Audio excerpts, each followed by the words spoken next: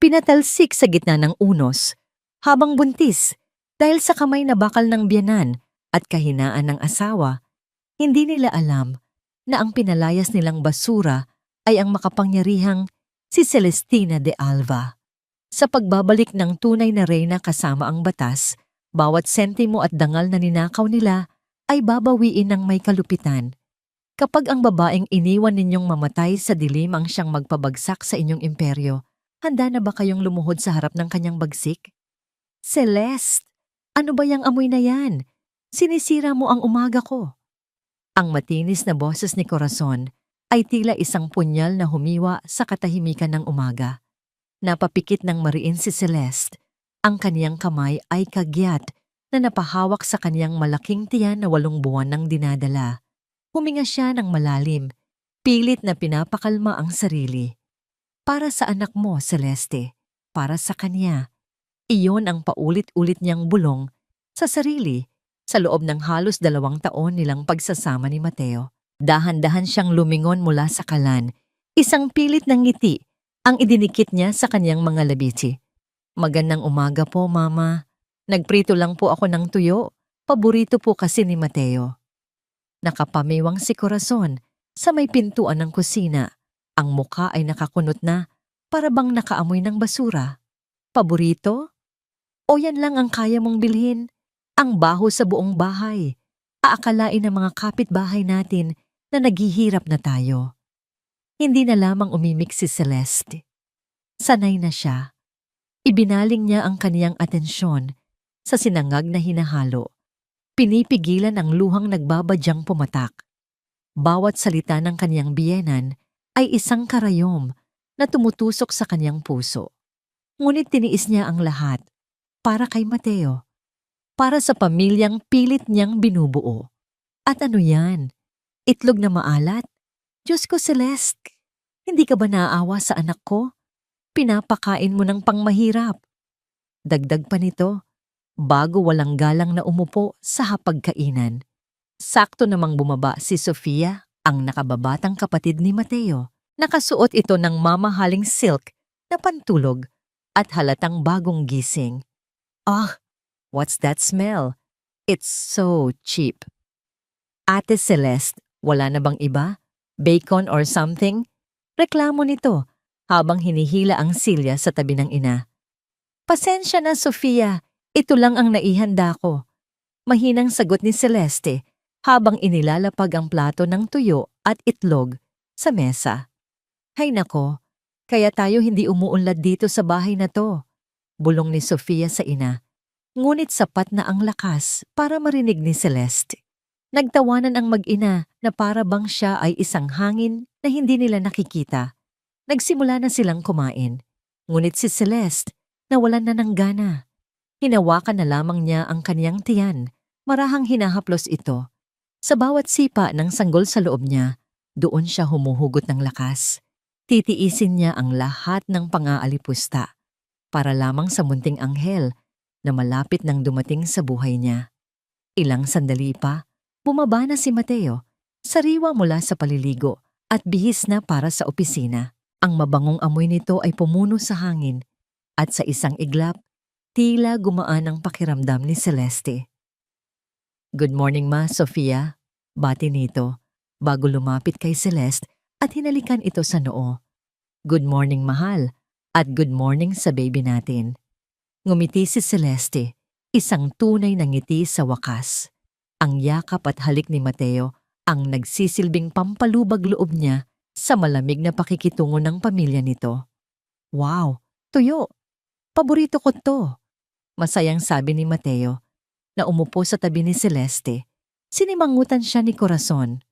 Mateo, anak, hanggang kailan mo ba titiisin yan?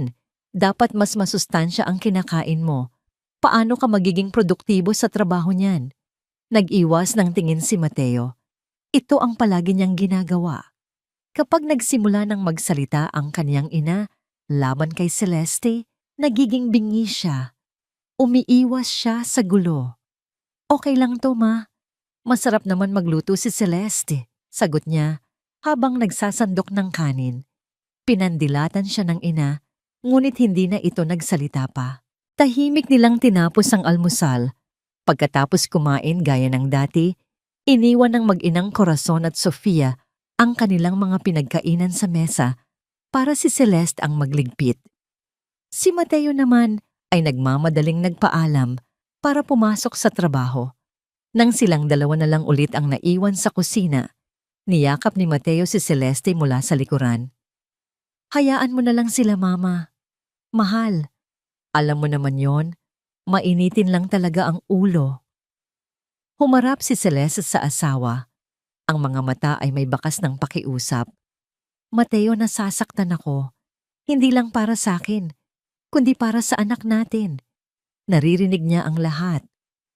Hinaplos ni Mateo ang pisngi niya. Alam ko, mahal. Pasensya na. Pangako, kakausapin ko si Mama. Sasabihin kong huwag ka na niyang pagsalitaan ng ganoon. Ngunit alam ni Celeste na yun ay isang pangakong mananatiling pangako. Ilang beses na niya iyong narinig. Walang nagbabago. Tumango na lamang siya at pinilit ngumiti.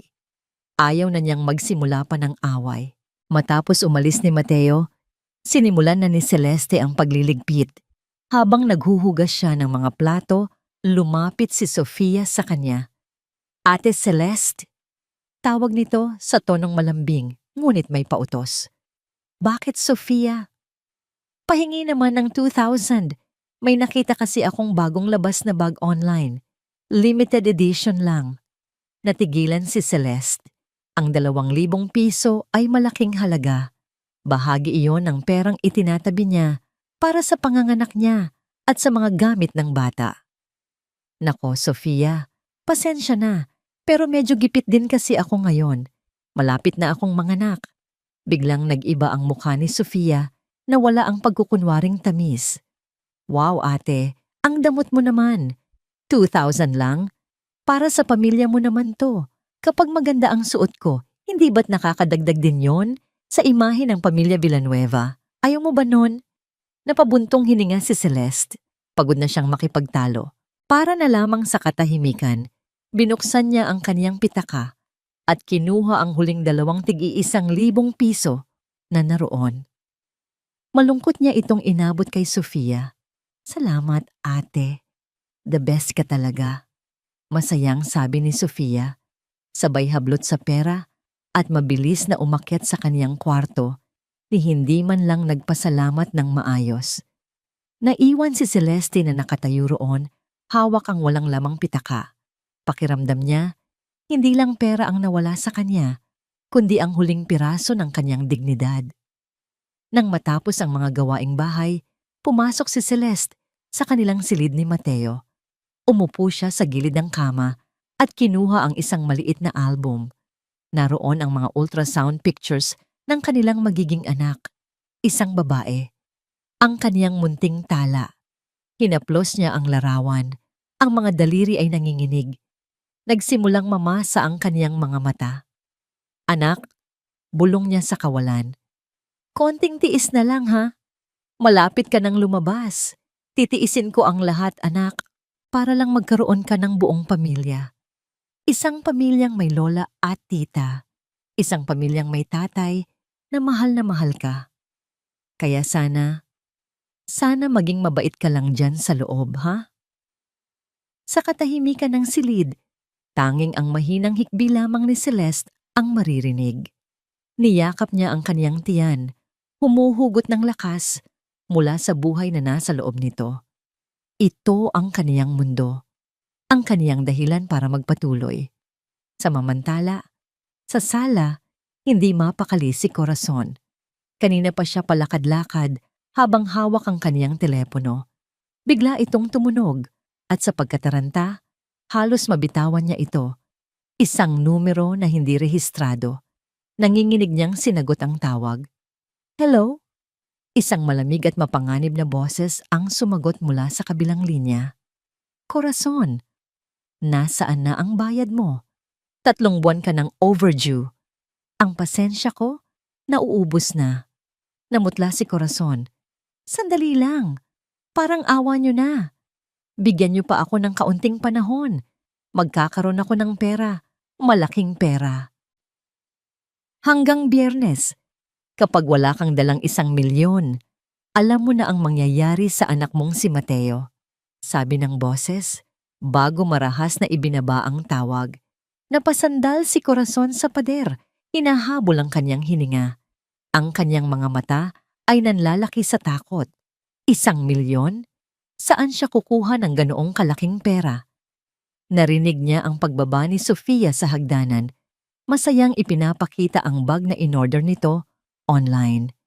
Ngunit hindi ito pinansin ni Corazon. Ang kanyang isip ay naglalaro, naghahanap ng paraan. Ang kanyang mga mata ay napako sa pasilyo, sa direksyon ng silid, kung nasaan si Celeste. Biglang nagkaroon ng kislap sa kanyang mga mata. Isang kislap ng desperasyon at kasamaan. Ang bahay na ito, ang bahay na nakapangalan kay Celeste, iyon na lamang ang natitira nilang pag-asa. Lumingon siya kay Sofia. Ang takot sa kanyang mukha ay napalitan ng isang malamig at kalkuladong determinasyon. May solusyon na ako sa problema natin.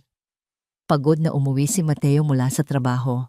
Ang isip niya ay abala sa mga deadlines at sa pressure mula sa kanyang boss. Ngunit sa pagpasok niya sa pinto, isang pamilyar na amoy ng adobo ang sumalubong sa kanya. Ang paborito niyang ulam na niluto ni Celeste. Bahagya siyang napangiti. Ito ang nag-iisang bagay na inaasahan niya sa pag-uwi. Ang mainit na hapunan at ang malambing na yakap ng kanyang asawa. Ngunit ang nangiting iyon ay agad na napawi. Ang sala ay madilim at tahimik. Kadalasan, naririnig niya ang ingay ng telebisyon o ang boses ni Sofia na may kausap sa telepono. Ngayon, kakaiba ang katahimikan. Ma? Sofia? Mahal? Tawag niya habang inilalapag ang kanyang briefcase sa sofa. Walang sumasagot. Naglakad siya patungo sa kusina at nakita niya ang hapunan na nakahain na sa mesa, ngunit wala ni isang tao roon. Nagsimula siyang kabahan. Pinuntahan niya ang silid ng kanyang kapatid, ngunit wala rin ito. Nang akmang aakyat na siya sa kanilang silid ni Celeste, narinig niya ang isang mahinang pag-ungol mula sa silid ng kanyang ina. Dali-dali siyang tumakbo at binuksan ang pinto. Ang tumambad sa kanya ay isang eksenang nagpatigil sa pagtibok ng kanyang puso. Nakahandusay si Corazon sa sahig. Ang isang kamay ay nakahawak sa dibdib at ang mukha ay namumutla. Hirap na hirap itong huminga. Mama! Sigaw ni Mateo habang dinadaluhan ng ina. Ma, anong nangyari? Anak, ang puso ko. Hindi ako makahinga. Halos pabulong na, sabi ni Corazon. Ang mga mata ay may luhang namumuo. Bubuhati na sana ni Mateo ang ina upang itakbo sa ospital nang pigilan siya nito. Huwag na, anak. Huwag na. Dagdag gastos lang yan. Hayaan mo na lang ako. Ano bang sinasabi niyo, ma? Dadalhin kita sa ospital. Giit ni Mateo. Ang boses ay nanginginig sa takot. Umiling si Corazon at isang butil ng luha ang pumatak mula sa kaniyang mata. Pagod na ako, Mateo.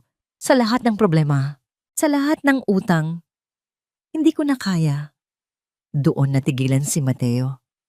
Utang? Anong utang, ma? Huminga ng malalim si Corazon, isang dramatikong paghinga na puno ng pasakit. Itinuro niya ang isang sobre sa ibabaw ng kaniyang mesa. Kinuha yon ni Mateo at binuksan. Laman yon ay mga demand letter mula sa iba't ibang lending company. Ang mga halaga ay nakakalula. Ilang taon ko nang tinatago to sa'yo, anak. Umiiyak na, sabi ni Corazon. Ayokong maging pabigat. Simula nang mamatay ang papa mo, ginawa ko ang lahat para hindi kayo maghirap ni Sofia. Nagtinda ako, pumasok sa kung ano-anong sideline.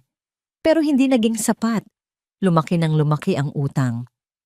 Napaupo si Mateo sa sahig. Tulala. Hindi niya ito alam. Sa paningin niya, maayos ang lahat. Ang kanyang ina ay laging nagpapakita ng katatagan. Ma, bakit hindi niyo sinabi sa akin? Tutulungan ko kayo. Maghahanap tayo ng paraan. Umiling si Corazon. Ang pag-iyak ay lalong lumakas. Anong paraan, anak? Ang sahod mo. Sapat lang para sa inyo ni Celeste at ng magiging anak ninyo. Ayokong kunin pa ang para sa apo ko. Ang gusto ko lang naman ay mabigyan kayo ng magandang buhay. Pero nabigo ako. Isa akong palpak na ina. Ang bawat salita ay tila isang suntok sa sikmura ni Mateo. Ang kanyang ina, ang matapang at palaban niyang ina, ay sumusuko na. Huwag niyong sabihin yan, ma. Kayo ang pinakamagaling na ina sa mundo. Kung ganoon, tulungan mo ako, anak, sabi ni Corazon. Ang boses ay puno ng pakiusap. Hinawakan niya ng mahigpit ang kamay ni Mateo. May isang paraan. Isang paraan lang para makabangon tayo. Ano yon, ma? Kahit ano. Gagawin ko. Nag-atubili si Corazon. Tumingin siya sa malayo na parabang nahihiyang sabihin. Ang bahay na tinitirhan ninyo ni Celeste. Kumunot ang noo ni Mateo. Anong tungkol sa bahay? Isangla natin. Mabilis na sagot ni Corazon. Pansamantala lang, anak, para mabayaran ang mga utang. Kapag nakaahon na tayo, tutubusin din natin kaagad. Kailangan lang natin ng pang-collateral sa bangko. At para magawa yon, kailangan mailipat muna sa pangalan ko ang titulo. Parang binuhusan ng malamig na tubig si Mateo. Ang bahay. Ang nag-iisang ari-arian na ipinundar ni Celeste mula sa sarili nitong pag-iipon bago pa man sila ikasal. Iyon ang magiging tahanan ng kanilang anak. Naalala niya ang pakiusap ni Celeste kaninang umaga, ang sakit sa mga mata nito. Pero ma, kay Celeste yon. Alam niyo naman na doon lang siya may ano, Mateo? Putol ni Corazon. Ang boses ay biglang tumaas. May karapatan? Kami ba wala? Pamilya mo kami. Dugo mo kami.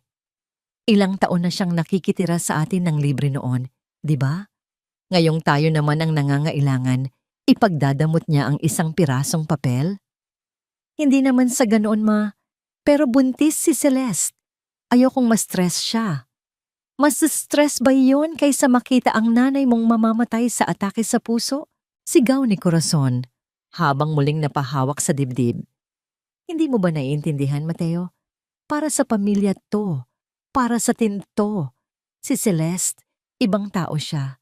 Darating lang yan sa buhay natin. Pero ako ang ina mo. Ang mga salita ay tumagos sa puso ni Mateo. Ang kanyang katapatan ay pinupunit sa dalawang direksyon, ang pagmamahal sa asawa at ang utang na loob sa ina. Pumasok si Sofia sa silid na tila narinig ang buong pag-uusap. Kuya, nakikita mo na ang ginagawa ni Mama? Nagpapakamatay siya para sa tin. Tapos mas iisipin mo pa yung asawa mong walang ginawa kundi magreklamo? Sofia, hindi yan totoo. Depensa ni Mateo. Hindi totoo? Sarkastikong tanong ni Sofia. Kuya, bulag ka ba? Simula nang dumating yan dito, puro na lang siya ang tama. Lahat tayo kailangang mag-adjust para sa kanya. Ngayon, pamilya na natin ang nakasalalay. Ipagdadamot niya yung bahay na yon. Ang selfish niya. Natahimik si Mateo. Ang mga salita ng kaniyang ina at kapatid ay umalingaw-ngaw sa kanyang isipan, nilulunod ang mahinang tinig ng kanyang konsensya. Sila ang pamilya niya. Sila ang kasama niya mula pagkabata. Si Celeste. Mahal niya si Celeste pero tumingin siya kay Corazon na patuloy sa pag-iyak. Naaawa siya sa ina. Nararamdaman niya ang bigat ng pagiging nag-iisang anak na lalaki. Siya ang dapat na tagapagligtas. Sige na, anak. Parang awa mo na. Pagmamakaawa ni Corazon. Hindi naman malalaman ni Celeste na naisanlai. Babayaran natin agad. Isa lang itong formalidad. Isang pirma lang niya ang kailangan. Kinuha ni Corazon ang isang folder sa ilalim ng kaniyang kama at nanginginig itong iniabot kay Mateo. Laman yon ay mga papeles. Isang deed of absolute sale. Tinitigan ni Mateo ang mga dokumento. Ang pangalan ni Celeste Reyes ay nakasulat doon bilang vendor. Ang pangalan ng ina niya, Corazon Villanueva, ay nasa ilalim ng vendee. Ito ay hindi isang kasunduan para isangla. Ito ay isang kasulatan ng bentahan. Ito ay... Pirmahan niya lang yan, anak, sabi ni Corazon. Ang boses ay nagmamadali. Ako na ang bahala sa lahat. Para sa tinto. Para hindi na ako atakihin ulit sa puso. Ayaw mo namang mangyari yon, di ba? Ang banta ay nakatago sa isang matamis na pakiusap. Ang lason ay ibinalot sa pagmamahal ng isang ina. Napapikit si Mateo. Mabigat. Napakabigat ng desisyon. Ngunit sa huli, ang imahe ng kanyang inang nakahandusay at nag-aagaw buhay ang nanaig sa kanyang isipan. Dahan-dahan niyang kinuha ang folder. Ang bigat ng papel ay parang bigat ng buong mundo. Bawat hibla ng kanyang pagkatao ay sumisigaw na mali ito.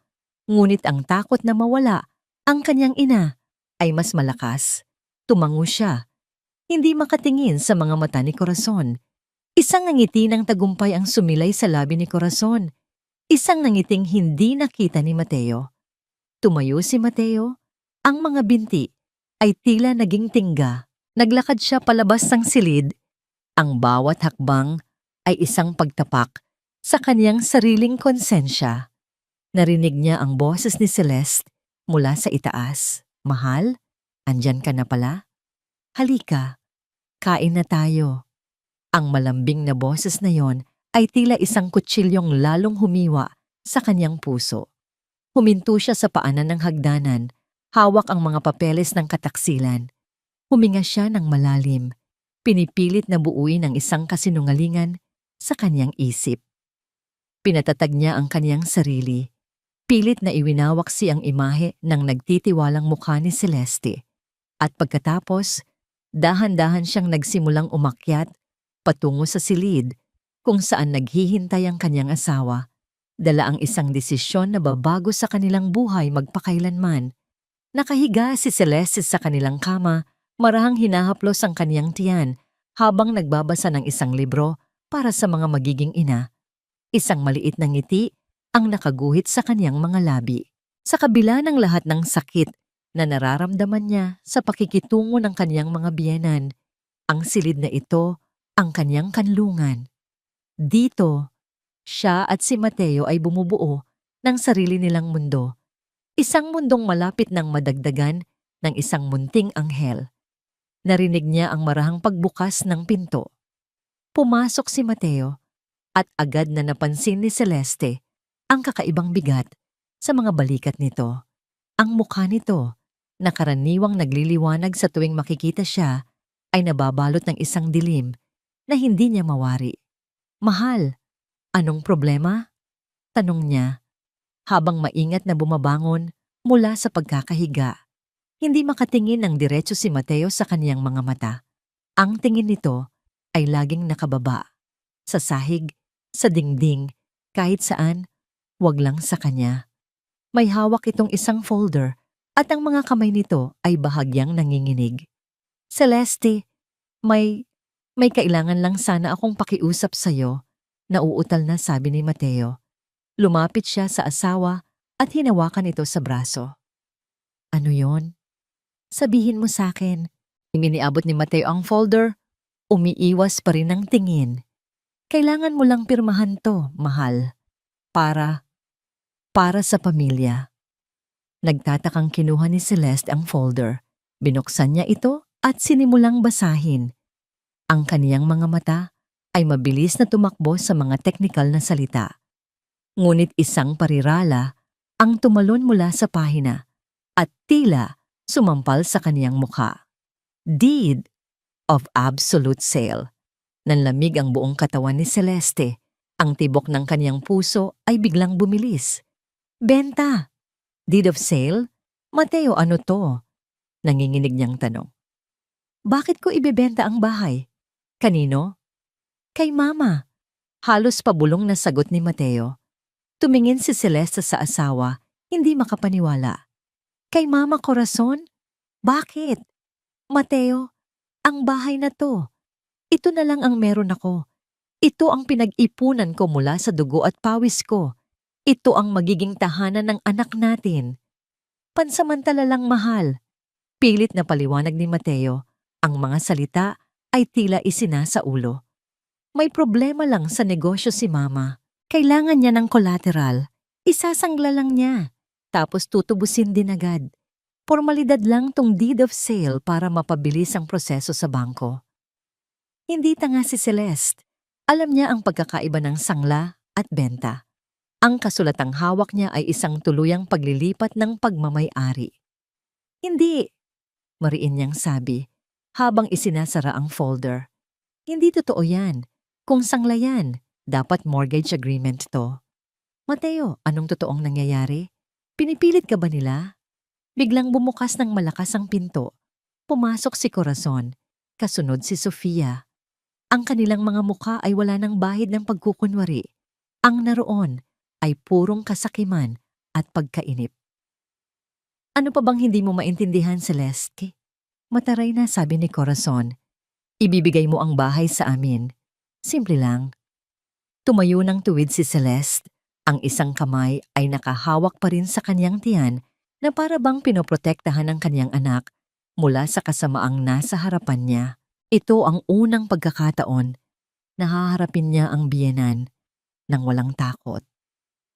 Hindi po, matatag niyang sagot.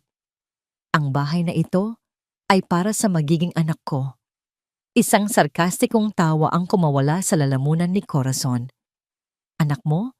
O panigurado mo, para kapag hiniwalayan ka ni Mateo ay may makukuha ka? Huwag kang magmalinis, Celeste. Alam namin ang mga galawan ng mga babaeng tulad mo, mga manggagamit. Mama, tama na, saway ni Mateo. Ngunit ang boses niya ay mahina at walang kapangyarihan. Huwag kang makialam dito, Mateo, sigaw ni Corazon. Humarap itong muli kay Celeste. Ang mga mata ay nanlilisik. Ilang taon kang pinalamo ng pamilyang to. Nakikitira ka sa amin. Utang mo sa amin ang buhay mo. At ngayon, isang bahay lang na galing din naman sa pera ng anak ko ang ipagdadamot mo? Hindi po galing kay Mateo ang perang ipinambili ko nito. Giit ni Celeste. Ang boses ay nagsisimula ng manginig sa galit. Sarili ko pong pera to. Sinungaling, sigaw ni Sofia. Saan ka naman kukuha ng ganoong kalaking pera? Sa kakarampot mong sahod bilang isang ordinaryong empleyado? Baka naman meron kang ibang pinagkakakitaan? Ang insulasyon ay malinaw. Ang bawat salita ay isang dagok na mas masakit pa sa pisikal na pananakit. Tumingin si Celeste kay Mateo, naghahanap ng tulong, ng depensa. Ngunit ang kaniyang asawa ay nakatayo lamang doon, nakayuko, talunan. Parang isang estatwang walang buhay. Sa sandaling iyon, gumuho ang puso ni Celeste. Ang sakit ay hindi na mula sa kanyang mga biyenan. Ang pinakamatinding sakit ay nagmumula sa katahimikan ng lalaking pinangakuan niya ng habambuhay. Mateo, tawag niya. Ang boses ay basag. Wala ka bang sasabihin? Hahayaan mo lang silang ganituhin ako? Tinaas ni Mateo ang kanyang mukha. Nakita ni Celeste ang luha sa mga mata nito, ngunit nakita rin niya ang pagsuko. Mahal, para sa pamilya, para kay Mama. Iyon na ang sagot. Pamilya? Mapait na tanong ni Celeste. Hindi ba ako pamilya? Hindi ba pamilya mo ang anak na dinadala ko? Nawalan na ng pasensya si Corazon. Lumapit ito at pilit na inagaw ang folder mula sa kamay ni Celeste. Wala nang maraming salita. Pirmahan mo to o lumayas ka? Hindi. Ninyo, makukuha ang bahay na ito. Dahan-dahan ngunit mariing sabi ni Celeste, ang bawat salita ay puno ng bigat at determinasyon. Isang matinding galit ang gumuhit sa mukha ni Corazon. Nakita nito ang telepono ni Celeste sa ibabaw ng kama. Mabilis niya itong dinampot. Anong gagawin niyo? Sigaw ni Celeste. Para hindi ka na makatawag ng kahit sinong tutulong sa'yo, sabi ni Corazon. bago ibinalibag ang telepono sa pader. Nagkapira-piraso ito sa sahig. Napasinghap si Celeste. Sinubukan niyang lumapit, ngunit hinarangan siya ni Sofia. "Umalis ka na raw, di ba?" sabi ni Sofia, sabay tulak sa kanya. Napaatras si Celeste, napahawak sa kaniyang tiyan. Muli siyang tumingin kay Mateo. Ang huling hibla ng pag-asa ay kumakapit pa. "Mateo, please." Ngunit si Mateo ay nanatiling hindi kumikibo. Ang mukha ay nakasubsob sa kaniyang mga palad. Isang duwag, isang taksil. Nakita ni Corazon ang kahinaan ng anak at ang katatagan ni Celeste. Alam niyang hindi niya makukuha ang pirma sa santong paspasan, kaya't ginawa niya ang isang bagay na hindi malilimutan ni Celeste kailanman. Hinawakan niya si Celeste sa braso ng napakahigpit. "Ayaw mong pumirma?" Bulong nito, ang hininga ay amoy lason. "Sige, pero hindi ka natitira dito. Ang bahay na to ay sa mga Villanueva. At ikaw, isa ka lang hamak na Reyes." Kinaladkad niya si Celeste palabas ng silid, pababa ng hagdanan. Nagpupumigla si Celeste, ngunit mas malakas ang puwersa ng galit ni Corazon. "Ma, huwag!" Narinig niyang sigaw ni Mateo sa likuran, ngunit wala itong ginawa para pigilan sila. Binuksan ni Corazon ang pinto ng kanilang bahay. Sa labas, ang langit ay madilim.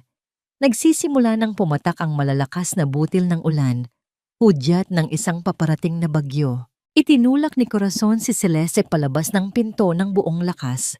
Nawalan ng balanse si Celeste at bumagsak siya sa basang semento ng kanilang garahe. Ang sakit ng pagbagsak ay kumalat sa kaniyang likod at balakang. Tumayo si Corazon sa may pintuan, tila isang reyna na nagtatapon ng basura. Sa likod nito, nakatayo si Sofia na may ngisi sa labi at si Mateo na puno ng luha ngunit walang ginagawa. "Diyan ka sa labas magpalipas ng gabi, pulubi." At pagkatapos, isinara nila ang pinto ng malakas. Ang tunog ng paglak nito ay ang tunog ng pagtatapos ng lahat para kay Celeste. Ang pamilyang pinangarap niya. Ang pag-ibig na inakala niyang totoo. Lahat ay naglaho sa isang iglap. Ang pagbagsak ni Celeste sa malamig at basang semento ay tila pagbagsak ng buong mundo niya. Ang sakit sa kanyang likod ay agad na sinundan ng panlalamig na gumapang sa buong katawan niya habang ang damit niya ay sinisip-sip ang tubig ulan. Sa isang iglap, ang init at seguridad ng isang tahanan ay napalitan ng marahas na hagupit ng bagyo. Nananatili siyang nakaluhod, tulala. Nakatingin sa pintong ngayon ay sarado na para sa kanya. Ang tunog ng paglak ay umalingaw-ngaw sa kaniyang pandinig. Isang hatol, isang pagtatapos. Sinubukan niyang tumayo, ngunit ang kaniyang mga binti ay nanghihina, nanginginig, dahil sa pinaghalong gulat at sakit. "Mateo," bulong niya sa hangin, umaasang isang himala, ang magbubukas muli ng pinto. "Mateo, buksan mo to?" Ngunit katahimikan lamang ang sagot, na binasag ng malakas na kulog sa kalangitan.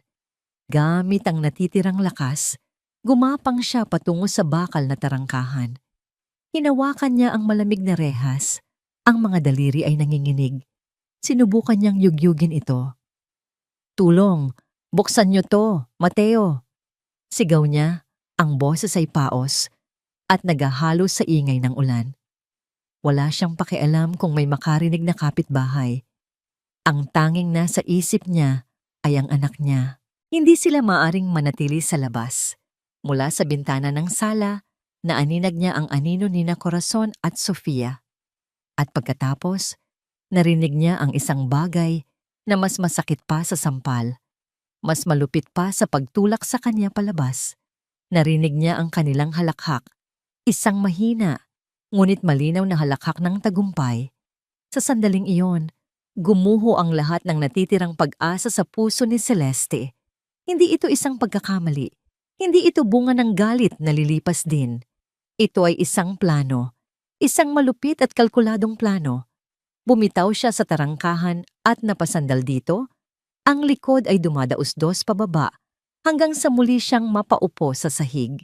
Hinayaan niyang bumuhos ang mga luha, kasabay ng walang tigil na buhos ng ulan. Hindi na niya alam kung alin ang luha at alin ang tubig ulan sa kanyang pisngi. Niyakap niya ng mahigpit ang kanyang tiyan, ang kanyang munting tala, ang kanyang anak na walang kasalanan, ngayon ay damay sa kalupitan ng mundo. Patawarin mo si nanay, anak. Hikbi niya. Ang bawat salita ay isang punyal sa sarili niyang dibdib. Patawarin mo ako. Pinili ko ang maling tao para sa tatay mo. Ipinagkatiwala ko tayo sa mga halimaw. Patawarin mo si nanay. Isang malakas na sipa mula sa loob ng kanyang sinapupunan ang nagpaggising sa kanya mula sa pagluluksa. Tila sinasabi ng kanyang anak, "Lumaban ka, nanay." Tama. Hindi siya maaaring sumuko dito. Kailangan niyang mabuhay.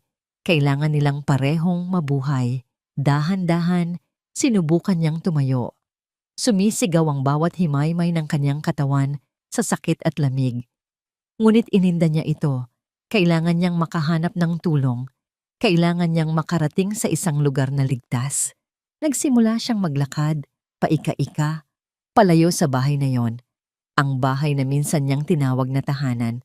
Ang bawat hakbang ay isang pagsubok. Ang daan ay madilim.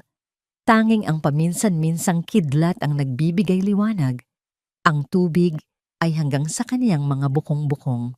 Ang kaniyang paningin ay lumalabo dahil sa luha at sa pagod.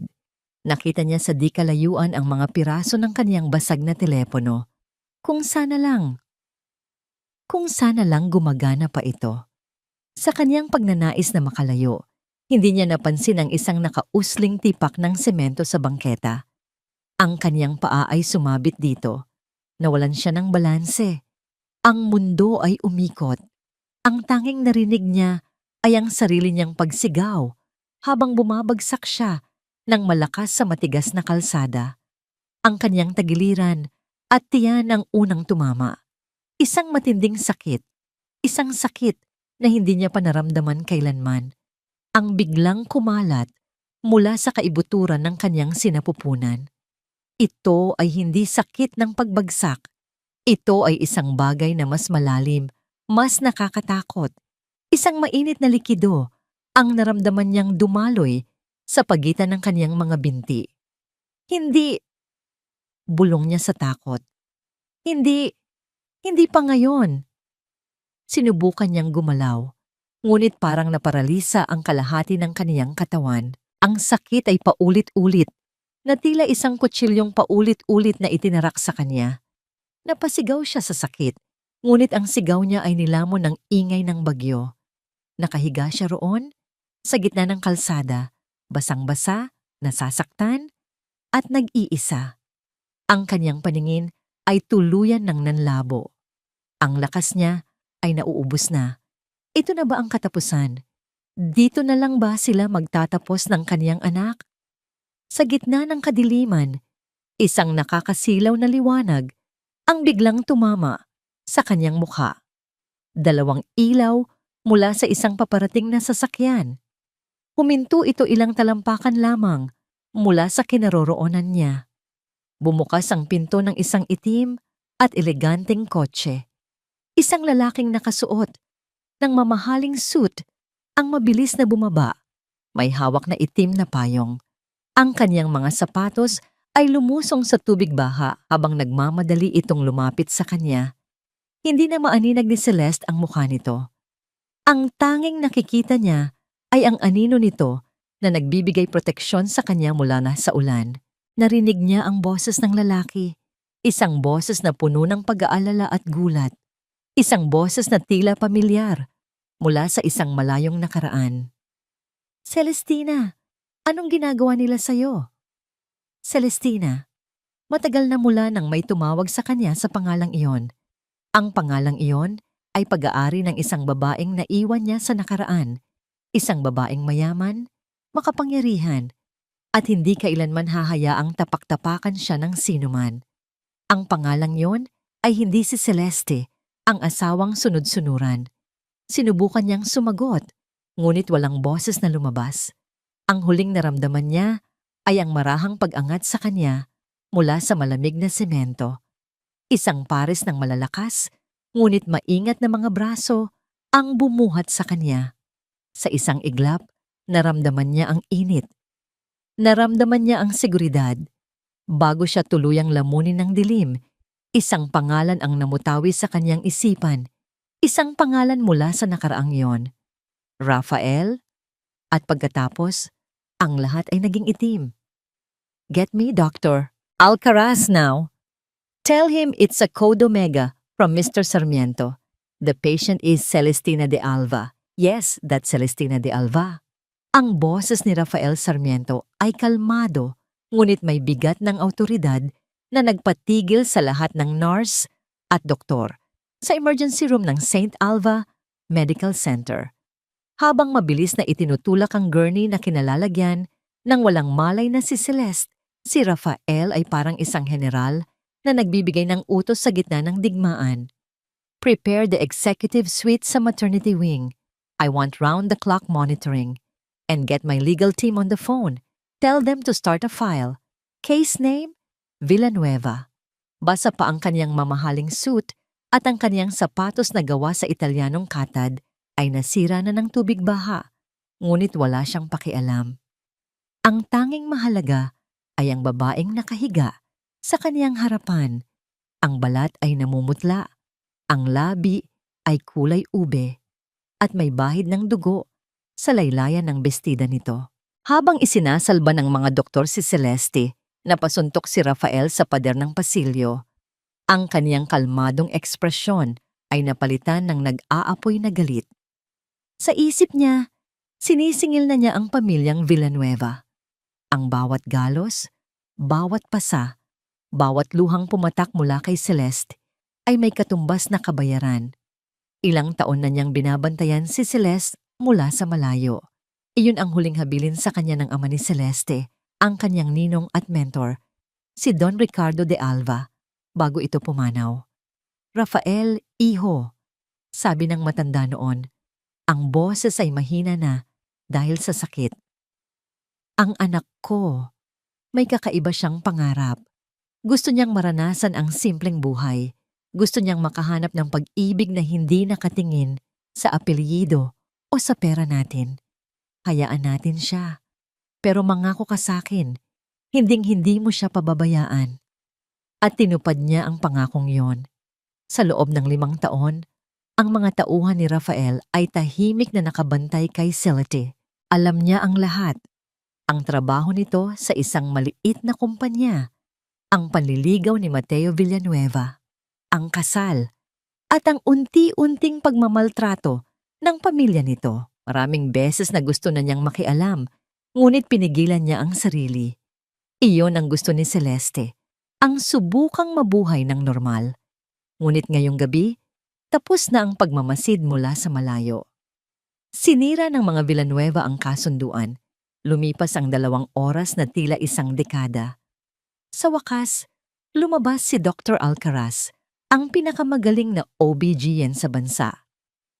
Attorney Sarmiento, sabi ng doktor, habang tinatanggal ang surgical mask. She's stable. Nagkaroon siya ng placental abruption dahil sa pagbagsak, and she's showing signs of premature labor, pero nagawa natin ng paraan.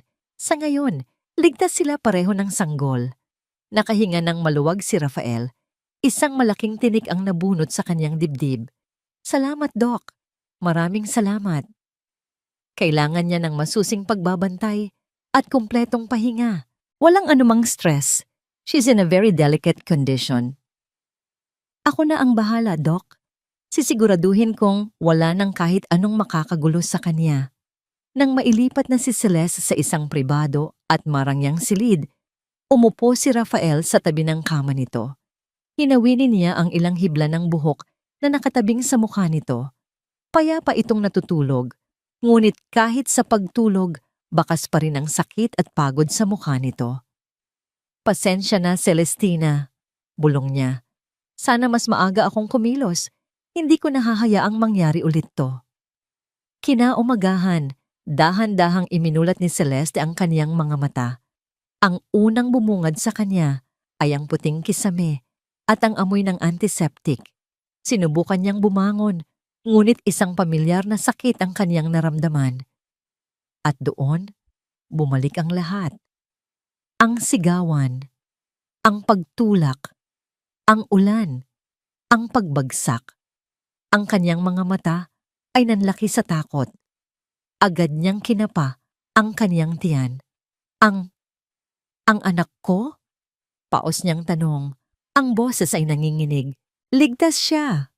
Ang kalmadong boses na yon ay nagmula sa isang lalaking nakaupo sa silya sa gilid ng silid. Nakatingin ito sa kaniya ng may malalim na pag-aalala. Rafael?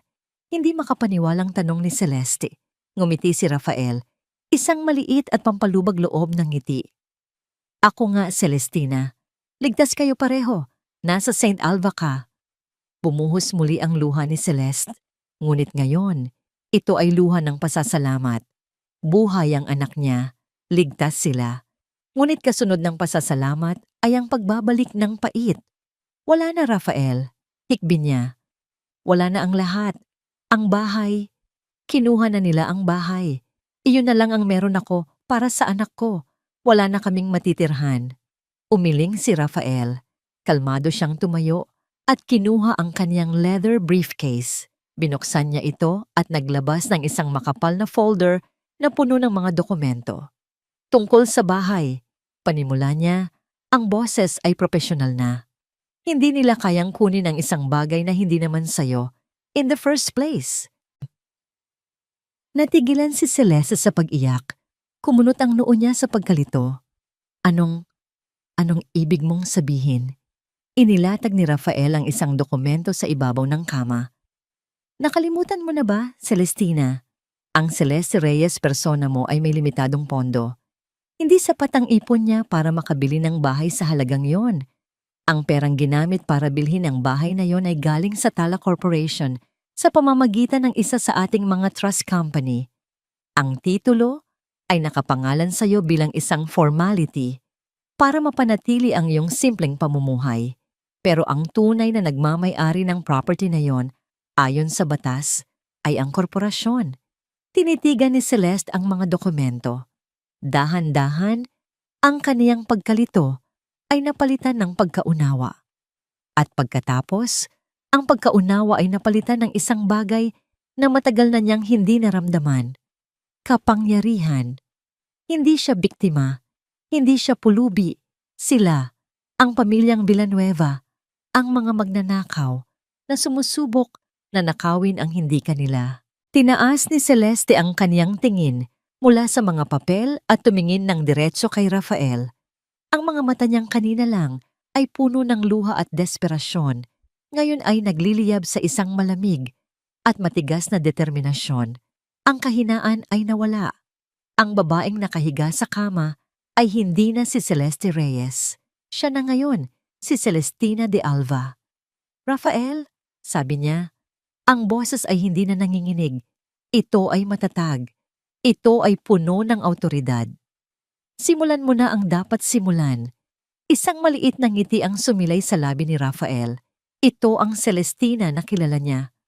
Oras na para managot sila. Kinabukasan, sa mansyon ng mga Villanueva, ang pakiramdam ay parang Pasko. Si Corazon ay nagluluto ng kanilang paboritong almusal, beef tapa, longganisa at sinangag na maraming bawang. Si Sofia naman ay masayang nag-i-scroll sa kanyang tablet, naghahanap ng mga bagong gamit na bibilhin online. Sa wakas, malaya na sila. Wala na ang pabigat na si Celeste. At higit sa lahat, ang bahay at lupa na nagkakahalaga ng milyon-milyon ay malapit nang mapasa kanila. Ang ganda ng gising ko, ma. Masayang sabi ni Sofia. Pakiramdam ko ang gaan-gaan ng bahay. Wala na yung malas na aura ni Ate Celeste. Sinabi mo pa, anak. Sagot ni Corazon habang inilalapag ang pagkain sa mesa. Sa wakas, atin na ang para sa atin. Mamayang hapon, kakausapin ko na ang ahente. Ibenta natin agad ang bahay na to. Lilipat tayo sa mas malaking bahay sa isang exclusive subdivision. Yung may mga gwardiya at may clubhouse. Yes, at bibili ako ng bagong kotse, yung kulay pink. Hiyaw ni Sofia. Pumasok si Mateo sa kusina, ang muka ay gusot, at ang mga mata ay namamaga. Halatang hindi ito nakatulog ng maayos. Ang imahe ni Celeste na nakahandusay sa labas sa gitna ng malakas na ulan ay paulit-ulit na bumabalik sa kanyang isipan. Mateo, anak, umupo ka na't kumain. Ipinagluto kita ng paborito mo. Malambing na sabi ni Corazon na parabang walang nangyari. Umupo si Mateo, ngunit hindi niya ginalaw ang pagkain. Nasaan si Celeste, ma? Umuwi na ba siya sa probinsya nila? Nagkatinginan si Corazon at Sofia. Aba, malay namin. Walang ganang sagot ni Sofia. Baka natulog sa ilalim ng tulay. Doon naman nababagay ang mga pulubing tulad niya. Sofia! Saway ni Mateo. Sa unang pagkakataon ay may bahid ng galit sa kanyang boses. Hayaan mo na siya, Mateo, sabi ni Corazon. Malaki na si Celeste, kaya na niya ang sarili niya. Ang isipin mo ay ang kinabukasan natin, ang pamilya mo. Napabuntong hininga na lamang si Mateo. Pinilit niyang kainin ang ilang subo, ngunit parang buhangin ang lasa ng pagkain. Ang kanyang konsensya ay unti-unti siyang nilalamon. Habang sila'y kumakain, isang malakas na katok sa pinto ang bumasag sa kanilang masayang umaga. Sino naman kaya yan? Reklamo ni Sofia. Ang aga-aga. Ako na ang magbubukas, sabi ni Corazon. Pagbukas niya ng pinto, isang lalaking nakasuot ng barong at may dalang isang opisyal na sobre ang bumungad sa kanya. Sino ka? Mataray na tanong ni Corazon. Isa po akong sheriff mula sa korte. Magalang na sagot ng lalaki. Ito po ay isang notice of eviction para sa mga residente ng property na ito. Natawa si Corazon. Ano? Baka nagkakamali ka. Kami ang may-ari ng bahay na to. Ayon po sa aming records, ang property na ito ay pagmamay-ari ng Tala Holdings Incorporated at sila po ang nag-file ng petition para kayo ay mapaalis sa posesyon dahil sa illegal occupancy, paliwanag ng sheriff bago iniabot ang sobre kay Corazon. Nawala ang nangiti sa mukha ni Corazon. Tala Holdings? Sino yan? Imposible to. Ang bahay na to ay nakapangalan sa manugang ko, kay Celeste Reyes. Iyon din po ang aming paunang record, sabi ng sheriff. Ngunit ayon po sa bagong dokumentong isinumite ng Sarmiento Law Firm kahapon, ang pagbili ng property ay pinondohan ng nasabing korporasyon na siyang ginagawang beneficial owner nito. Mayroon po kayong 10 araw para lisanin ang lugar na ito ng payapa. Napatulala si Corazon. Sarmiento Law Firm, ang pinakamalaki at pinakakinatatakutang law firm sa buong bansa. Paanong nasangkot sila dito? Isinara niya ang pinto ng malakas at nanginginig na bumalik sa hapagkainan. Ma, sino yon? Tanong ni Mateo. Ibinagsak ni Corazon ang sobre sa mesa. Pinaalis tayo. May isang kumpanyang nagngangalang Tala Holdings na umaangkin sa bahay na to. Binasa ni Mateo ang sulat at ang kanyang pagkalito ay mas lumalim. Nagmamadaling kinuha ni Corazon ang kanyang telepono at tinawagan ang kanyang bank manager. Hello, Mr. Tan. Corazon Villanueva to. Itatanong ko lang sana kung magkano ang pwede kong ma-loan kung iko-collateral ko ang bahay at lupa sa address na to. Ilang sandali ng katahimikan at pagkatapos, ano? Naka-freeze ang lahat ng accounts ko? Bakit? Anong investigasyon? Sigaw ni Corazon sa telepono. Samantala, si Sofia na kanina pa abala sa kaniyang tablet ay napasigaw din. Ma, hindi gumagana ng credit card ko. Declined daw. Sinubukan ko sa lahat ng online shops. Ayaw. Nagsimula ng mamuo ang isang malamig na takot sa puso ni Mateo. Ang lahat ng ito ay nangyayari ng sabay-sabay. Hindi ito maaaring maging isang pagkakataon lamang. Kinuha niya ang kanyang telepono at sinubukang tawagan ang numero ni Celeste. Ngunit isang automated voice ang sumagot. The number you have dialed is no longer in service. Hindi ko siya matawagan, sabi ni Mateo. Ang boses ay puno ng pangamba. Anong nangyayari, ma? Tumingin si Corazon sa kanyang anak. Ang muka ay namumutla na sa takot. Hindi ko alam, anak. Hindi ko alam. Biglang may kumatok muli sa pinto. Sa pagkakataong ito, mas malakas, mas mapilit. Nanginginig na binuksan ni Mateo ang pinto. 2 pulis na nakauniforme ang nakatayo sa labas. Si Ginang Corazon Villanueva po. Tanong ng isang pulis. Ako nga. Bakit? Sagot ni Corazon mula sa likuran ni Mateo. Iniabot ng pulis ang isa pang sobre. Ginang Villanueva, ito po ay isang subpena. Kayo po ay formal na sinasampahan ng kasong physical injuries in relation to Republic Act 9262 o ang Anti-Violence Against Women and Their Children Act. Sino ang nagsampa ng kaso? Nanginginig na tanong ni Mateo. Ang pulis ay tumingin sa kaniyang listahan. Ang complainant po ay si Ginang Celestina Reyes. Ang pangalan ay tumama sa kanila na parang isang malakas na sampal. Si Celeste. Nabitawan ni Corazon ang hawak niyang sandok. Ang kaniyang mga binti ay biglang nanghina at napaupo siya sa pinakamalapit na silya. Ang kaniyang pagiging matapang ay naglahong parang bula at napalitan ng purong, hindi maipaliwanag na takot. Tinitigan niya ang subpwena na para bang iyon ay isang ahas na handa siyang tuklawin.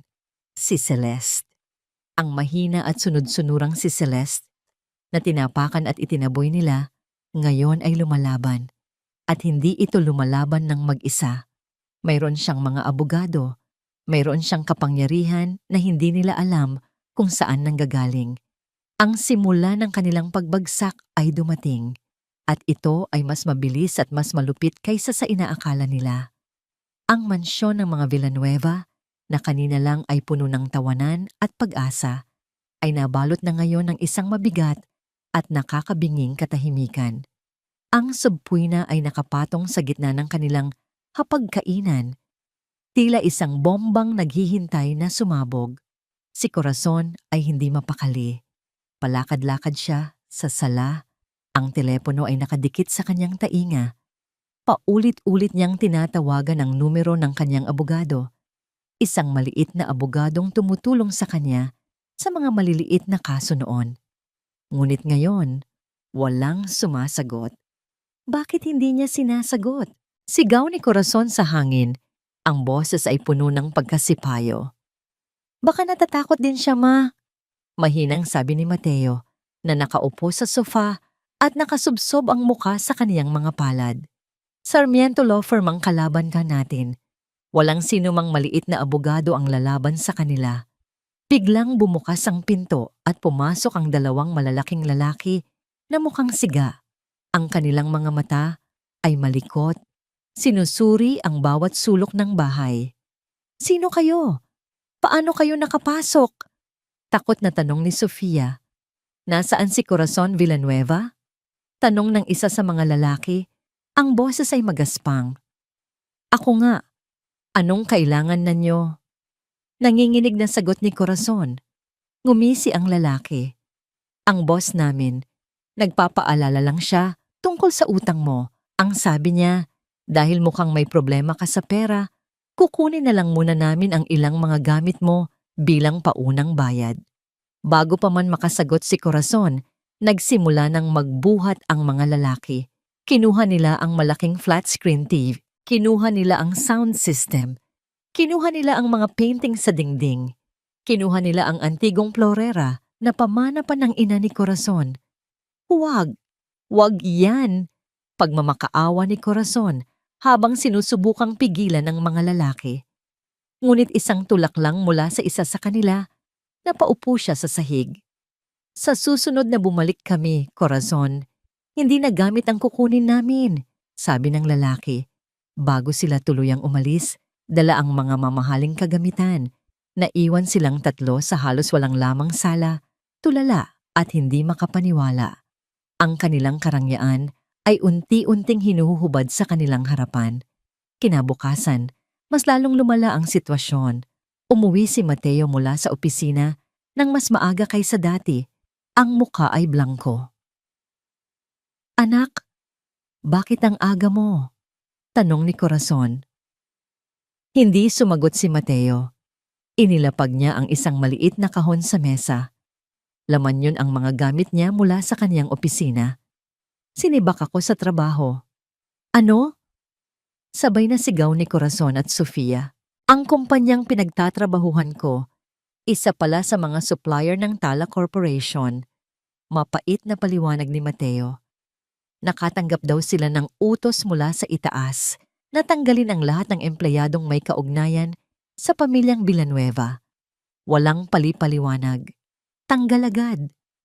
Napahagulhol si Sofia. Kuyaya, paano na yan? Paano na tayo? Hindi lang yan. Dagdag ni Mateo. Sinubukan kong mag-apply sa ibang kumpanya kanina. Pero sa tuwing naririnig nila ang apelyido kong Villanueva, bigla na lang nagiging not available ang posisyon. Na blacklist sila. May isang makapangyarihang tao na unti-unting isinasara ang lahat ng pinto para sa kanila. At alam nila kung sino ito. Ang dating mga kaibigan ni Sofia ay hindi na rin sumasagot sa kaniyang mga tawag. Ang mga social media accounts niya ay puno ng mga mapanlait na komento mula sa mga taong hindi niya kilala. Ikinakalat ang tungkol sa kanilang mga utang at sa kasong isinampa laban sa kaniyang ina. Ang kanilang reputasyon ay dinudurog. Desperada na si Corazon. Sinubukan niyang pumunta sa iba't ibang abogado, kahit yung mga hindi kilala. Ngunit pare-pareho ang kanilang sagot. Pasensya na po, Ginang Villanueva, pero hindi po namin kayang tanggapin ang kaso ninyo. Bakit? Natatakot ba kayo sa mga Sarmiento? Galit na tanong ni Corazon sa isang abogado. Ang abogado ay umiling. Hindi lang po iyon. Ang ebidensya laban sa inyo ay napakalakas. May CCTV footage mula sa isang kapitbahay na nakakuha ng insidente. May medical records at ang biktima ay isang buntis. Walang sino mang matinong abogado ang hahawak sa isang kasong sigurado ng talo. Para siyang sinentensyahan. Wala na silang pera. Wala nang trabaho si Mateo. Wala silang abogado. At malapit na silang palayasin sa bahay na inakala nilang kanila. Gabi na. Ang pamilya Villanueva ay nakaupo sa madilim na sala. Tanging isang maliit na lampshade na lang ang nagbibigay liwanag. Wala ng TV, wala ng ingay. Tanging ang bigat ng kanilang mga problema ang bumabalot sa kanila. Ito na ba yon, Ma? Basag na tanong ni Mateo. Ito na ba ang katapusan natin? Hindi makasagot si Corazon. Sa buong buhay niya, siya ang laging may solusyon. Siya ang laging matapang. Ngunit ngayon, wala na siyang maisip. Pakiramdam niya ay nasa loob siya ng isang madilim na kuweba at ang lahat ng labasan ay sarado. Nagsisisi siya. Nagsisisi siya sa kanyang kasakiman. Ngunit huli na ang lahat. Biglang may marahang katok sa pinto. Nagkatinginan silang tatlo, puno ng takot. Sino na naman ito? Mga tauhan na naman ba ng pinagkakautangan niya? O baka mga pulis na para arestuhin siya? Nanginginig na tumayo si Mateo at dahan-dahang binuksan ang pinto. Isang babaeng nakasuot ng isang eleganteng corporate attire ang nakatayo sa labas. Sa likod nito ay isang itim na Mercedes-Benz na kumikinang. Hindi ito mukhang pulis o goons. Magandang gabi po, magalang na sabi ng babae. Pinapunta po ako dito para personal na iabot ito kay Ginang Corazon Villanueva. Iniabot ng babae ang isang mamahaling puting sobre na may nakaukit na logo ng isang pamilyar na bituin, ang logo ng Tala Corporation. Nanginginig na kinuha ni Corazon ang sobre at binuksan ito. Isa itong imbitasyon, nakasulat sa isang makapal at mabangong papel. Sa ngalan ng lupon ng mga direktor, basa niya ng malakas. Inaanyayahan po kayo sa isang padesisyon na pulong ng Tala Corporation bukas. Ang pagdalo ninyo ay kinakailangan. Tumingin siya sa babae, puno ng pagkalito. Bakit? Bakit kami iniimbitahan? Anong kinalaman namin sa Tala Corporation? Ngumiti ang babae, isang nangiting profesional, ngunit walang kabuhay-buhay. Ang bagong chairperson po ng korporasyon ang personal na humiling ng inyong presensya.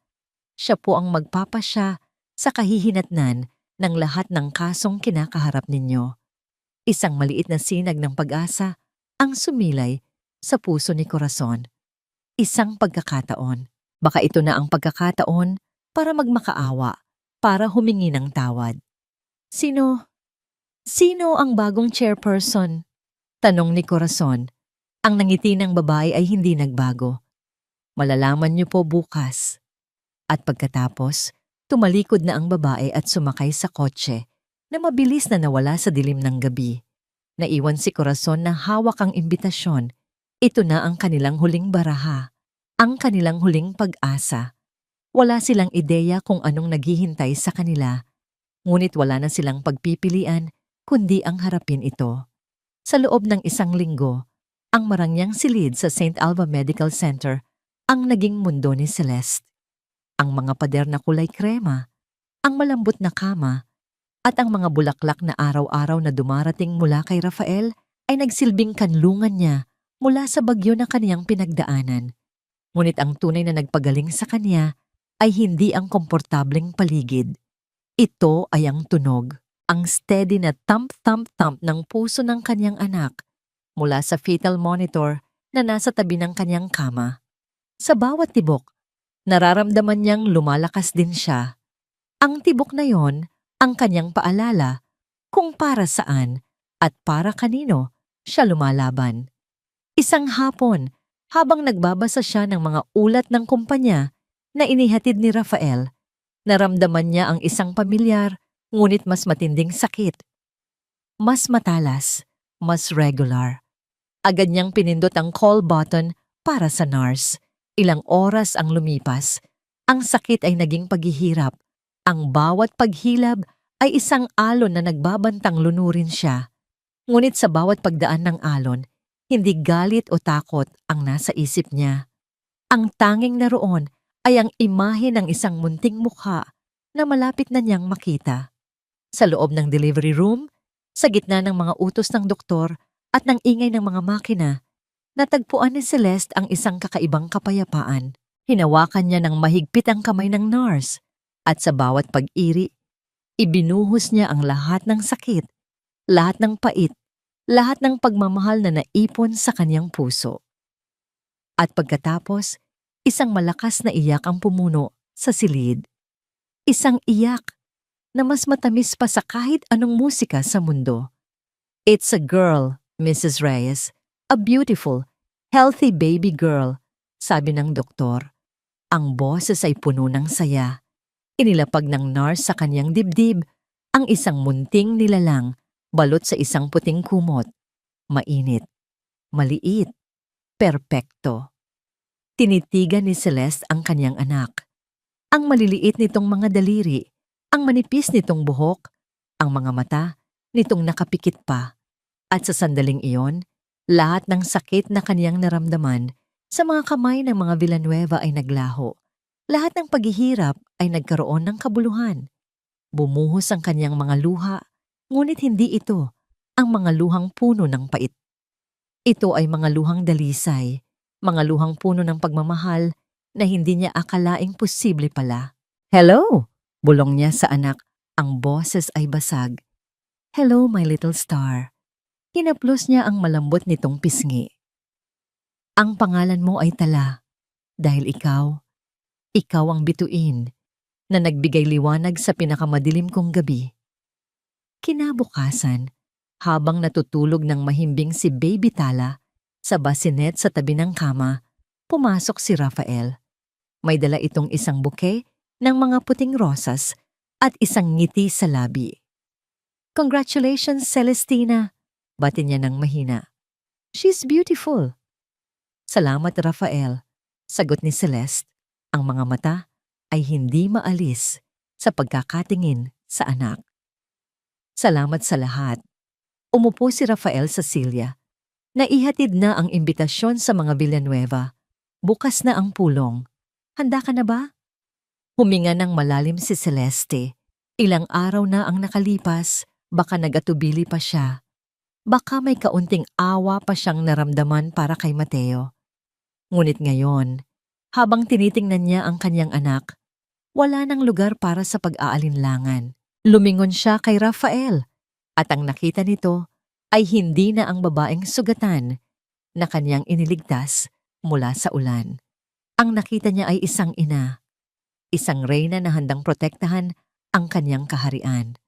Oo, matatag niyang sagot. Handang-handa na ako. Kinuha ni Rafael ang isang tablet mula sa kanyang briefcase. Ito ang mga huling detalye. Ang Tala Corporation ang nagmamay-ari ng bahay. Sila rin ang may-ari ng bangkong pinagkakautangan ni Corazon. At ang boss ni Mateo? Ang kumpanya niya ay umaasa sa isang kontrata mula sa isa sa ating mga subsidiary. Isang tawag lang, Celestina. Isang salita mo lang at guguho ang buong mundo nila. Tumango si Celeste. Gawin mo ang nararapat. Pero bukas,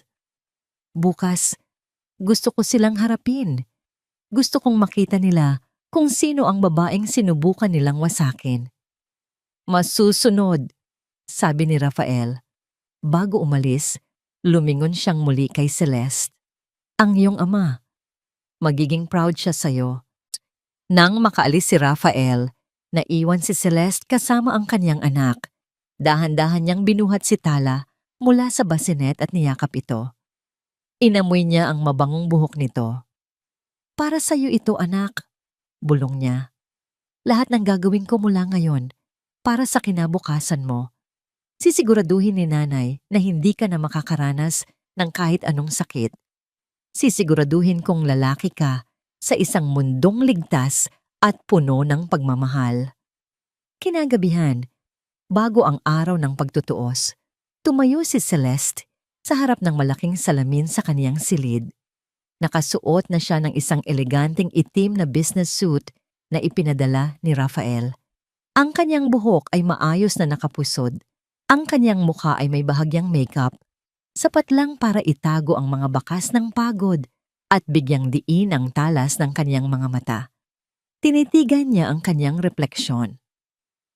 Wala na ang anino ni Celeste Reyes, ang babaeng sunod-sunuran at laging umiiyak. Ang babaeng nakatayo sa harap niya ngayon ay si Celestina de Alva, isang ina, isang leader, isang survivor. Ang kanyang kahinaan ang naging sandata niya. Ang kanyang sakit ang naging lakas niya. Lumapit siya sa bintana at tumingin sa syudad na kumikinang sa baba. Bukas, makikilala nila siya. Lumingon siya sa natutulog na si Tala. Oras na, sabi niya sa sarili. Ang boses ay matatag at walang bahid ng pag-aalinlangan. Harapin na natin sila. Ang boardroom ng Tala Corporation ay nasa pinakatuktok na palapag ng pinakamatayog na gusali sa Bonifacio Global City. Ang mga dingding nito ay gawa sa salamin na nagbibigay ng 360-degree na tanawin ng buong Metro Manila. Sa gitna ay isang mahabang mesa na gawa sa mahogany na papaligiran ng mga mamahaling leather na upuan. Ang hangin sa loob ng silid ay amoy kapangyarihan. Sa isang sulok ng silid na yon, tila mga langgam na naligaw sa palasyo ang pamilya Villanueva. Si Corazon, si Sofia at si Mateo ay nakaupo sa 3 sa 20 upuan, magkakatabi. Ang kanilang mga damit na dati nilang ipinagmamalaki ay tila mga basahan kumpara sa karangyaan ng lugar. Si Corazon ay hindi mapakali. Pinipisil-pisil ang laylayan ng kanyang bestida. Si Sofia naman ay abala sa pagkuha ng mga selfie. Sinusubukang ipakitang hindi siya apektado, ngunit ang panginginig ng kanyang kamay ay hindi maitatago. Si Mateo, sa kabilang banda, ay tahimik lamang. Nakatitig siya sa labas ng bintana, ngunit hindi niya nakikita ang ganda ng syudad. Ang tanging nakikita niya ay ang mukha ni Celeste. Ang mukha nitong puno ng pag-ibig na sinundan ng sakit at pagkatapos ay ng kawalan. Saan na kaya siya? Ligtas ba siya? Ligtas ba ang kanilang anak? Ang mga tanong ay paulit-ulit na umiikot sa kanyang isipan, isang parusang siya mismo ang gumawa. Maya-maya, bumukas ang malaking pinto ng boardroom. Pumasok ang isang lalaking kilalang-kilala nila mula sa mga balita at business magazines, si Attorney Rafael Sarmiento, ang pinakabatang managing partner ng Sarmiento Law Firm, ang abogado ng mga bilyonaryo. Magandang umaga, bati ni Rafael, ang boses ay malamig at walang emosyon. Umupo siya sa kabilang dulo ng mesa, sa upuang nakalaan para sa pinuno. Attorney Sarmiento, agad na tumayo si Corazon, sinubukang maging magalang. Kami po ang pamilya Villanueva. Maraming salamat po sa pag-iimbita sa amin. Nais lang po sana naming... Umupo ka, Ginang Villanueva, putol ni Rafael. Hindi man lang inaalis ang tingin sa mga papeles na nasa harapan niya. Hindi pa tayo magsisimula. Napahiya. Dahan-dahang umupo si Corazon. Ilang minuto pa nang nakakabinging katahimikan. Bawat tunog ng pagtik ng orasan sa dingding ay tila isang martilyong pumupukpok sa kanilang mga dibdib. Pumasok ang ilan pang mga miyembro ng board, mga matatandang lalaki at babae na nakasuot ng mga mamahaling damit. Umupo sila sa kanilang mga nakatakdang lugar.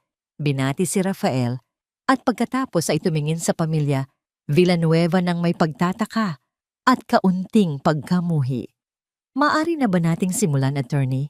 Tanong ng isa sa mga board member. Umiling si Rafael. Hinihintay pa natin ang pinakamahalagang tao sa silid na ito. Sino? Nagtatanong ang mga mata ng pamilya Villanueva. Sino pa ang mas mahalaga kaysa kay Attorney Sarmiento? At pagkatapos, muling bumukas ang pinto. Ang lahat ng atensyon ay napunta roon. Dahan-dahang pumasok ang isang babae. Nakatayo siya ng tuwid.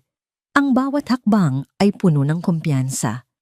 Nakasuot siya ng isang itim na power suit na bumagay sa kanyang perpektong figura. Ang kanyang buhok ay nakatali sa isang eleganteng pusod. Ang kanyang mukha ay kalmado, ngunit ang kanyang mga mata ay tila kayang tumunaw ng bakal sa sobrang talas at lamig. Parang huminto ang pag-ikot ng mundo para kay Mateo.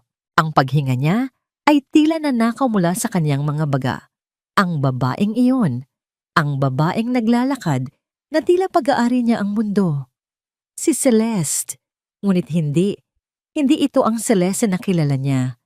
Ang Celeste na kilala niya ay mahinhin, laging nakayuko, laging may malambot na ngiti. Ang babaeng ito ay iba. Siya ay isang estranghera na may pamilyar na mukha. Isang reyna. Napanganga si Corazon at Sofia.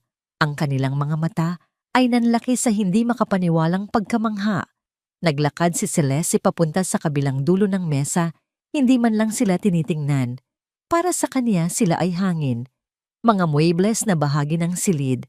Tumayo si Rafael at magalang na hinila ang pinakaimportanteng upuan para sa kanya.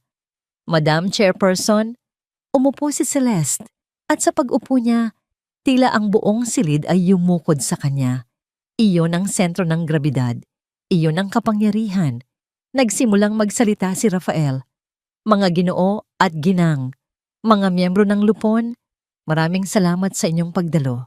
Bago natin simulan ang ating regular na agenda, mayroon tayong isang mahalagang bagay na kailangang pagpasyahan. Isang bagay na personal na hiniling ng ating bagong chairperson. Itinuon ni Rafael ang kaniyang malamig na tingin sa pamilya Villanueva. Ipinakikilala ko sa inyo, para sa kapakanan ng pamilya Villanueva na naririto ngayon, ang tagapagmana ng yumaong si Don Ricardo de Alva, ang nag-iisang may-ari ng mayorya ng shares ng Tala Corporation at ang bagong chairperson ng ating lupon. Huminto si Rafael para sa dramatikong epekto. Ang kaniyang mga mata ay nakatitig pa rin sa namumutlang mukha ni Corazon. Si Ginang Celestina de Alva Reyes. Ang pangalang de Alva ay tumama sa pandinig ni Corazon na parang isang malakas na kulog. De Alva, ang pinakamayaman, pinakamakapangyarihang angkan sa buong bansa. Imposible. Hindi na niya napigilan ang sarili. Napatayo siya, ang daliri ay nanginginig habang nakaturo kay Celeste. Celeste? Ay, ikaw? Sa wakas, ibinaling ni Celeste ang kaniyang tingin sa kanila. Malamig, walang emosyon, tila nakatingin sa isang nakakadiring insekto. Walang sinabi si Celeste. Hinayaan niyang ang kaniyang titig ang magbigay ng lahat ng sagot. Oo, ako nga. Ako ang babaeng minaliit ninyo. Ako ang babaeng tinawag ninyong pulubi. Ako ang babaeng itinaboy ninyo sa gitna ng bagyo. At ngayon, ako ang magpapasya sa inyong kapalaran. Ang katahimikan sa loob ng boardroom ay mas mabigat pa sa bigat ng buong gusali. Si Corazon ay nanatiling nakatayo. Ang bibig ay bahagyang nakaawang. Ang muka ay larawan ng purong pagkabigla. Si Sofia naman ay napasandal sa kaniyang upuan, namumutla na tila isang papel. At si Mateo? Si Mateo ay nakatitig lamang kay Celeste. Ang kaniyang mga mata ay pinaghalong pagsisisi, paghanga at takot. Huminga ng malalim si Celeste. Ito na ang sandali. Ang sandali kung saan haharapin niya ang mga taong halos sumira sa kaniyang buhay at sa buhay ng kaniyang anak. Ngunit wala nang bakas ng takot sa kanya. Tanging isang malamig na determinasyon. Sumenya siya kay Rafael. Tumango si Rafael at tumayo. Bago tayo magpatuloy, meron lang kaming ilang bagay na nais naming ipakita sa Lupon at lalong-lalo na sa pamilya Villanueva. May pinindot si Rafael sa isang remote control. Isang malaking screen ang bumaba mula sa kisame sa likuran niya. Ang unang lumabas ay isang kopya ng titulo ng bahay. Malinaw na nakasaad doon ang pangalan ni Celeste Reyes, ngunit sa ibaba, sa fine print, ay ang pangalan ng Tala Holdings Incorporated bilang ang tunay na may-ari. Gaya ng nakikita ninyo, paliwanag ni Rafael, ang property ay legal na pag-aari ng korporasyon. Ang anumang pagtatangkang ilipat ang pagmamay-ari nito nang walang pahintulot mula sa Lupon ay maituturing na attempted estafa o fraud. Sunod na lumabas sa screen ay ang mga bank statement ni Corazon. Nakalista doon ang malalaking pag-withdraw ng pera na tumutugma sa mga petsa ng malalaking talo sa isang kilalang underground casino. Ito naman ang dahilan ng lahat, patuloy ni Rafael. Isang utang na nagkakahalaga ng mahigit 5 milyong piso dahil sa di magandang bisyo na mula ang mukha ni Corazon. Ito ang sikretong pilit niyang itinatago sa lahat. Ngayon, nakalantad na ito sa harap ng mga makapangyarihang tao. At ang huli, at ang pinakamatindi sa lahat, isang video. Ang video ay kuha mula sa CCTV ng isang kapitbahay. Malabo ito at may mga patak ng ulan sa lente. Ngunit malinaw pa rin ang lahat. Malinaw na nakikita ang pagtulak ni Corazon kay Celeste palabas ng pinto. Malinaw ang pagbagsak ng isang buntis sa basang semento. Malinaw ang pagsara ng pinto at ang pag-iwan sa kanya sa gitna ng bagyo. Isang kolektibong paghinga ng pagkagulat ang narinig mula sa mga board members. At iyan, sabi ni Rafael habang pinapatay ang screen, ay ang ebidensya para sa kasong serious physical injuries na may kaakibat na paglabag sa batas na nagpoprotekta sa mga kababaihan at bata. Isang krimeng walang piyansa. Hindi na nakatiis si Corazon. Ang kaniyang pagkabigla ay napalitan ng desperasyon. Bigla siyang tumakbo at lumuhod sa harap ni Celeste. Celestina! Celeste Ija! Patawarin mo ako! Hagulgol niya habang sinusubukang abutin ang mga paa ni Celeste. Nagkamali ako. Nabulag ako sa pera. Parang awa mo na. Huwag mong ipakulong ang mama mo. Mama? Isang salita lang ang binitawan ni Celeste. Malamig. Matalas. Kailanman, hindi kita itinuring na ina. At kailanman, hindi mo ako itinuring na anak. Sumunod na lumuhod si Sofia, umiiyak din. Ate Celeste, patawad po, hindi ko po sinasadya. Sunod-sunuran lang po ako kay mama. Ate, parang awa mo na. Ayokong makulong. Tiningnan lang sila ni Celeste ng walang emosyon. Ang kanilang mga luha ay wala ng epekto sa kanya. Huli na ang lahat para doon. Sa wakas, tumayo si Mateo. Hindi siya lumuhod. Naglakad siya papalapit sa mesa. Ang mga mata ay nakatitig lamang kay Celeste. Puno ito ng sakit at pagsisisi. "Celeste," sabi niya, ang boses ay basag. "Wala akong karapatang humingi ng tawad.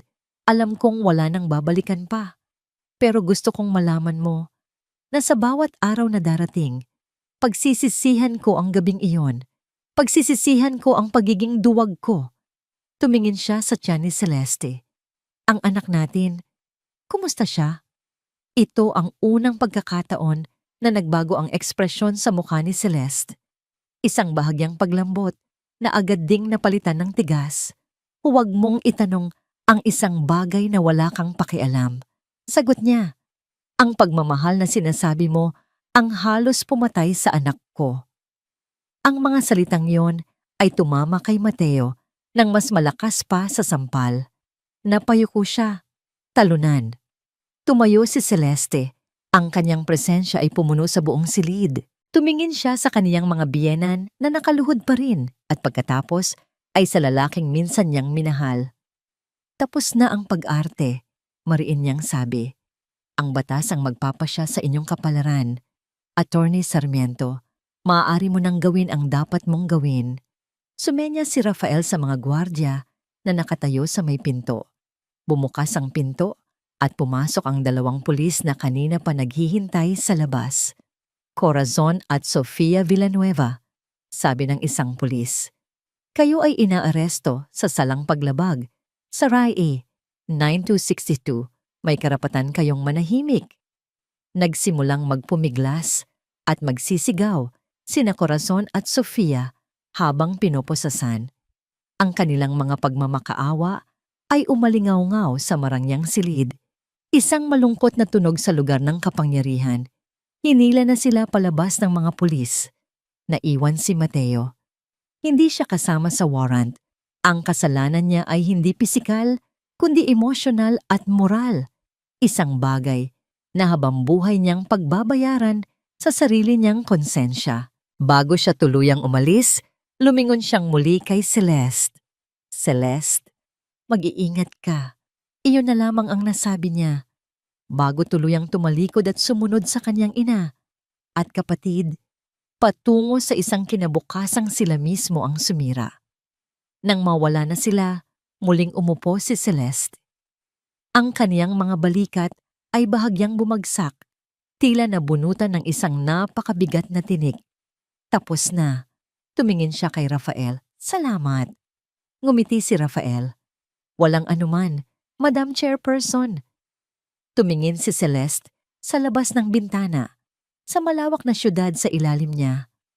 Parang isang bagong umaga, isang bagong simula. Ngayon, oo, bulong niya sa sarili, na para bang sinasagot ang isang tanong na matagal nang nasa isip niya. Ngayon, magiging maayos na ang lahat. 6 na buwan ang lumipas. Ang dating madilim at malungkot na bahay na naging saksi sa pagtataksil ay nabili na ng ibang pamilya. Sina Corazon at Sofia ay nahatulan at kasalukuyang pinagdudusahan ang kanilang mga kasalanan sa loob ng kulungan. Si Mateo naman, ayon sa huling balita ni Rafael, ay umalis ng bansa at nagsimulang muli sa isang malayong lugar, dala-dala ang bigat ng kaniyang pagsisisi. Ngunit ang kwento ni Celestina ay hindi nagtapos doon. Sa katunayan, doon pa lamang ito tunay na nagsimula. Sa isang maliwanag na umaga, sa loob ng isang mas malaki at mas magandang boardroom kaysa sa dati, si Celestina de Alva ay nasa gitna ng isang mahalagang presentasyon. Ang kaniyang boses ay puno ng kumpiyansa, ang kaniyang mga ideya ay matalino, at ang kaniyang presensya ay nag-uutos ng respeto mula sa lahat ng nakikinig. Matagumpay niyang isinara ang isang multibilyong pisong kasunduan na lalong magpapalakas sa Tala Corporation. Pagkatapos ng pulong, habang siya ay binabati ng mga kapwa niya ehekutibo, Isang ngiti ang sumilay sa kanyang labi. Ngunit hindi ito ang ngiti ng isang businesswoman na nanalo sa isang negosyo. Ito ay ang ngiti ng isang inang nagmamadaling umuwi. Sa kanyang bagong bahay, isang modernong mansyon na may malawak na hardin at tanawin ng lunti ang mga burol. Isang munting anghel ang naghihintay sa kanya. Pagpasok niya sa pinto, isang masayang tili ang sumalubong sa kanya. Si Baby Tala, na ngayon ay isa ng malusog at bibong sanggol, ay masayang nagpagulong-gulong sa playmat nito sa sala. "Nandito na si Mama," malambing na sabi ni Celestina habang inilalapag ang kanyang briefcase at tinatanggal ang kanyang sapatos.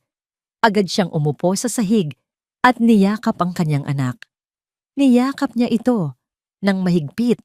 Nilalanghap ang mabangong amoy nito na pampatanggal ng lahat ng pagod sa mundo. "Kamusta ang araw ng aking munting bituin?" tanong niya, habang kinikiliti ang tiyan ni Tala, na sinuklian naman ng isang malakas at nakakahawang halakhak. Lumapit si Rafael, na nagkataong bumisita para maghatid ng ilang dokumento. May hawak siyang bote ng gatas. "Mukhang may namiss ka, Chairperson," nakangiting sabi nito. "Rafael, ilang beses ko bang sasabihin sa'yo? Celestina na lang pag wala tayo sa opisina," natatawang sabi ni Celeste. Kinuha niya ang bote at sinimulang padedehin si Tala. Umupo si Rafael sa sofa, pinagmamasdan ang mag-ina. Ang dating tensyon sa pagitan nila bilang kliyente at abogado ay napalitan na ng isang magaan at komportableng pagkakaibigan. "Balang araw, Celestina, ipapaliwanag mo sa kanya ang lahat," sabi ni Rafael. Malalaman niya kung gaano katapang ang kanyang ina. Tumingin si Celestina sa natutulog ng si Tala sa kanyang mga bisig. Oo, at malalaman din niya na ang tunay na lakas ay hindi nagmumula sa pera o sa pangalan. Nagmumula ito sa pagmamahal at sa kakayahang bumangon muli. Isang hapon, dinalaw ni Celestina ang puntod ng kanyang ama. Dala niya si Tala na mahimbing na natutulog sa baby carrier. Umupo siya sa damuhan sa tabi ng malamig na lapida. "Hi pa," bulong niya. "Matagal din akong hindi nakadalaw. Marami kasing nangyari." Huminga siya ng malalim. "Sinubukan ko po pa.